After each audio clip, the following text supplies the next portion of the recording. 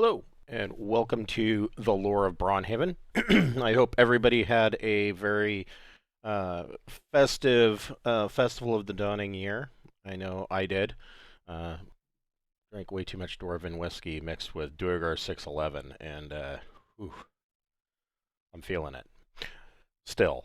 But today we are going to continue our series talking about the different races, and we are moving into the natural progression of talking about Gnomes and Svirfneblin, otherwise known as deep gnomes. And so we're going to start with the gnomes. So gnomes are found throughout the Braunhaven region. They generally make their homes in burrows around the edge of the Sylvanus forest down here, and also in the low-lying hills of the Skellis Mountain Range. But they're much fewer in the Skellis Mountain Range, and we'll get into why that is. Their largest populations and the most burrows that can be found are going to be over here on the east side in the Gray Hills. on the western side of the Gray Hills, that should be noted. So gnomes are very, very closely related to dwarves. They are smaller, of course, in stature. Actually, from a distance, you might mistake a gnome for being a halfling, or a halfling for being a gnome. But gnomes tend to not be as numerous as halflings, so you're not going to see as many gnomes throughout the world. And whether or not that their population is lower, they do have a far lower birth rate than halflings, but for the most part, gnomes tend to stick to themselves. So the reason why you don't see as many along the foothills of the Skellis Mountains as you do in the Gray Hills is because the Rockskull orc tribes and their goblins and the fellow goblins have kind of moved in and taken over some of the older mines along those foothills. And there are a great many entrances due to the mines along those foothills in the Skellis Mountains that lead directly to the Underdark, or excuse, not the Underdark, the mythic underworld.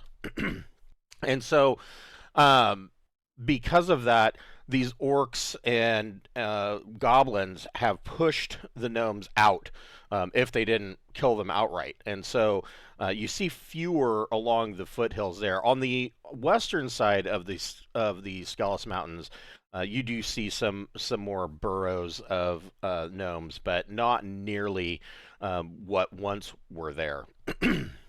And so you do have, of course, a higher percentage of deep gnomes, the Svirfneblin, along the eastern side of the Skellis Mountains and the foothills, simply due to them being from the underworld. But the strange thing about the Svirfneblin is that even the orcs and the goblins don't.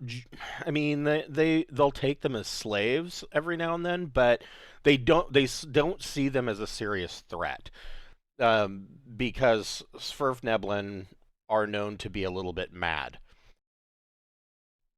and but not mad in a psycho kind of way, but more mad in a wow, they're really quirky and kind of hilarious kind of way, and it even makes the goblins and orcs laugh. And so they don't tend to really bother with them. They'd rather keep them around to laugh at them than much anything else. Whereas gnomes aren't threatening, but they're at least sane, and so there's that possibility that they're also prone to being illusionists. So that's kind of joke that orcs and goblins don't take kindly to. But gnomes don't have, unlike the dwarves, gnomes don't have any large major city. They tend to live in small burrow settlements that usually have anywhere from 20 up to as big as 100 families. There is one large settlement that is around 200 families in the Gray Hills, but even it doesn't really have. It's not marked on the map anywhere because the gnomes just don't. They don't do that. But they prefer to have a simple and cozy life. Their burrows aren't super deep in the ground. They're not into living deep in the mountain the way the dwarves are. And they tend to tinker with magical creations, um, gearwork items, clockworks, things of that nature. Research arcane spells, usually of the illusionist type. They make excellent illusionists.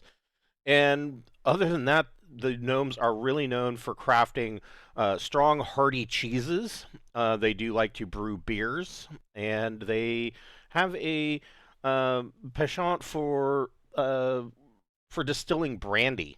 A lot of times they'll distill it from wine that they have purchased from the elves in the Sylvanas forest. Um, Humans tend to avoid the gnome burrows. Most humans in the region can't tell the difference between a gnome burrow and a fairy door. And so, not that either one is particularly threatening in any way. I mean, unless you open the door unannounced. But this usually leads to humans not, since they don't know what it is, they tend to avoid those entrances at all costs. Because if you open up a fairy door and you piss off fairies, some very unpleasant things can happen to you. And there are a lot of things that can be worse than death. I mean, some of those curses, yeah, they might seem funny now, but when you're cursed that way for the next 100 years, it's going to suck. So they just avoid the burrows, and the gnomes are pretty much okay with that. Uh, they don't really want people barging into their burrows, anyways. Letting themselves in and things of that nature. So they're fine with it. About the only regular trade, especially around the town of Braunhaven, that takes place with gnomes is Tika Crackerbottom of the Braunhaus Coaching Inn has a lucrative deal, verbal agreement to purchase gnome cheeses, beers, and brandies for her tap room in the Braunhaus. But aside from that, the gnomes don't have any kind of large trade or economic empire. They just live a simple life in their small burrow communities. Um, Throughout their lives, throughout the history of the region, gnomes have avoided any major conflicts. They haven't gone to war with anybody. They just they just like to be left alone. They are in their burrows and they are living life.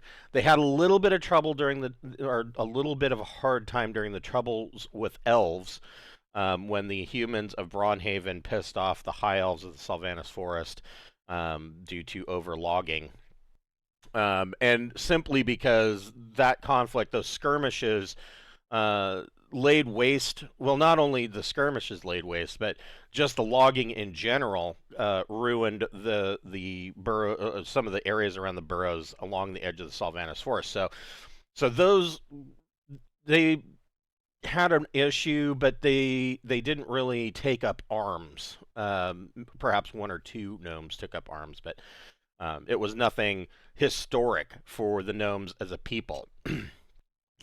Generally, gnomes are known to venerate the god Montes, the goddesses Tula and Wedding, and mostly Tula is since she is the patron deity of halflings.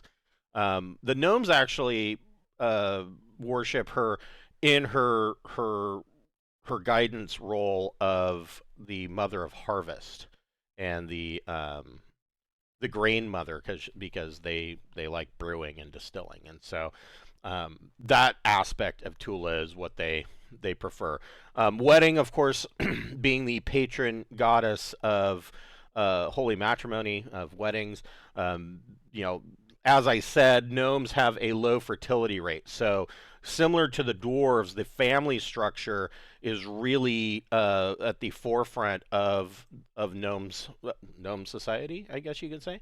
They really want to pair up and bolster those numbers.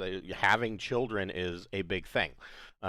They have a slightly higher um, fertility rate than dwarves, but for the most part, I mean, we're talking about decimal points.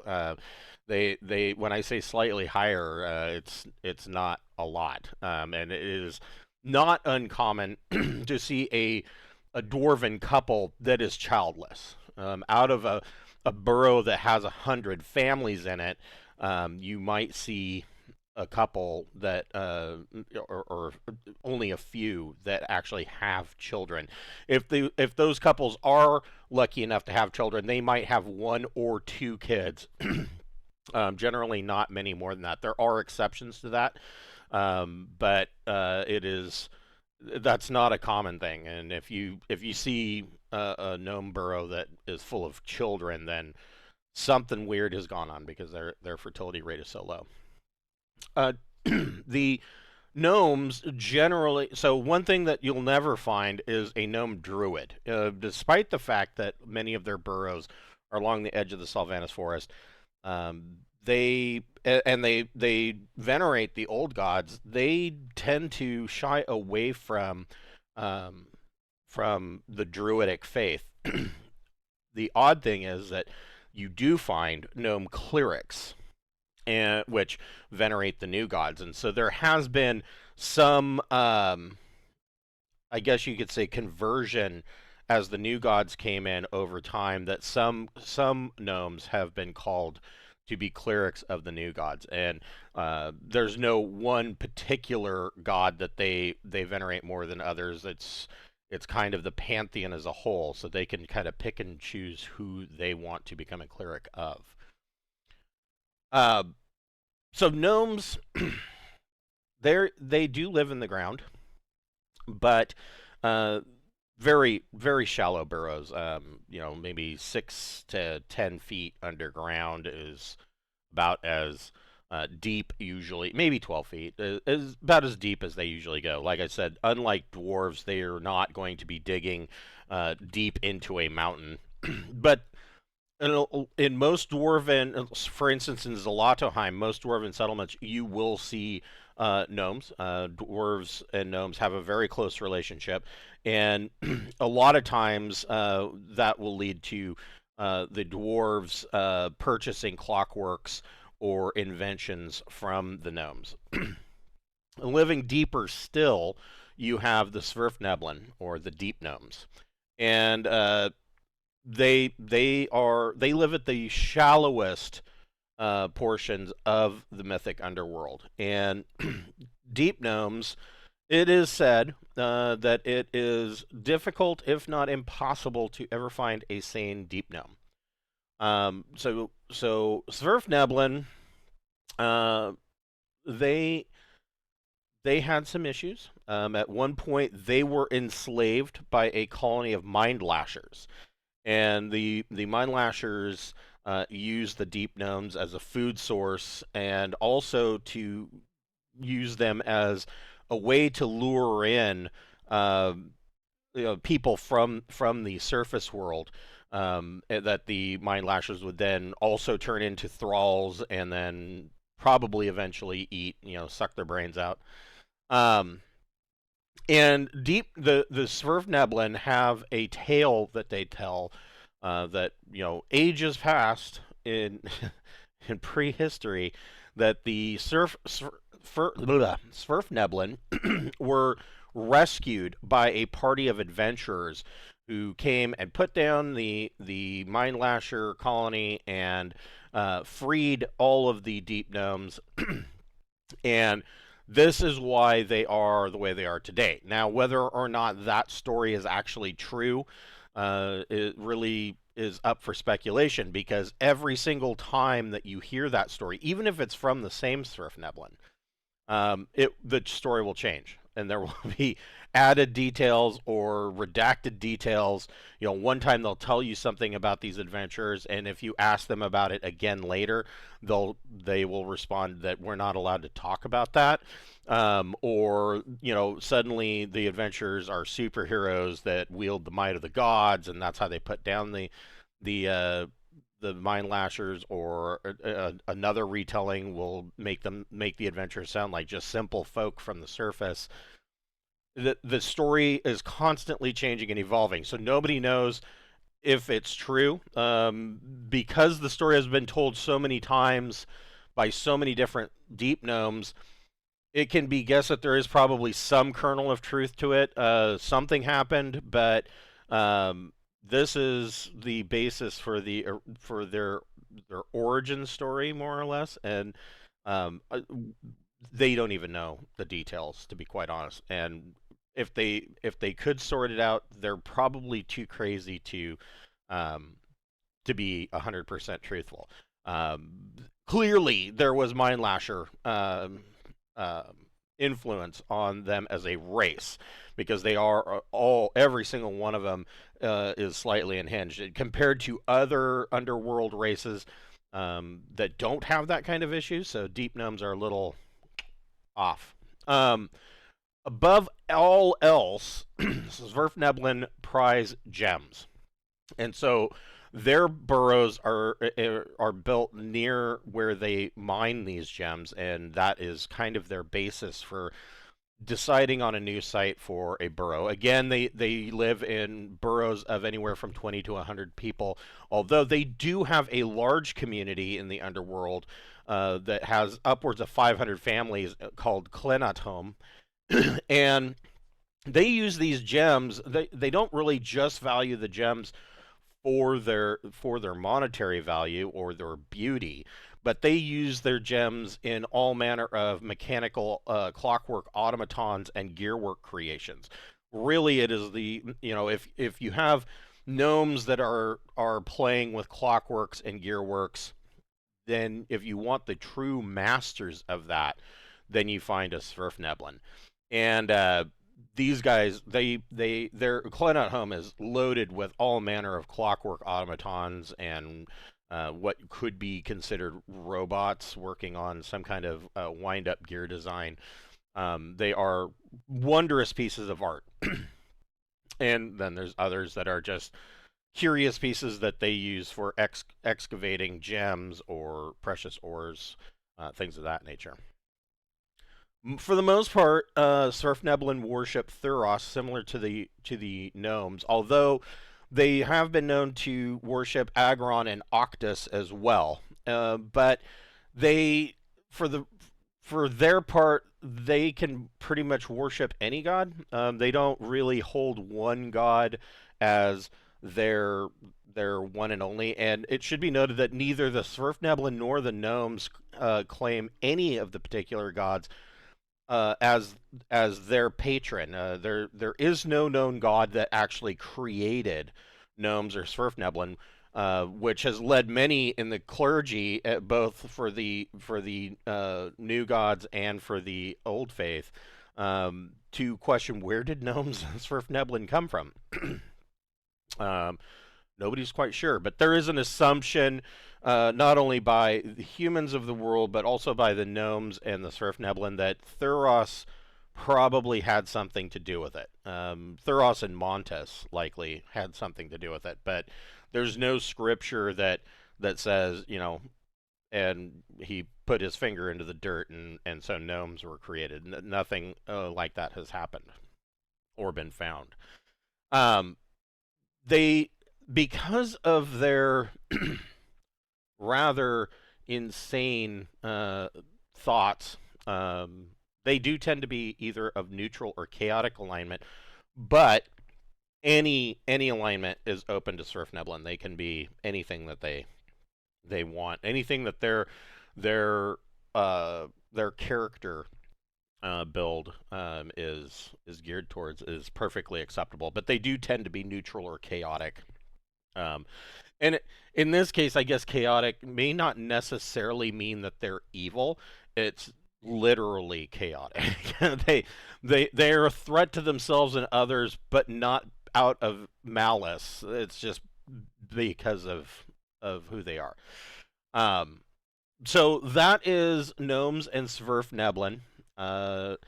And we will be getting into so we already did the half races, but next time we will be discussing we'll be moving on from races. So thank you for watching, and I will see you next time on the Lore of Braunhaven.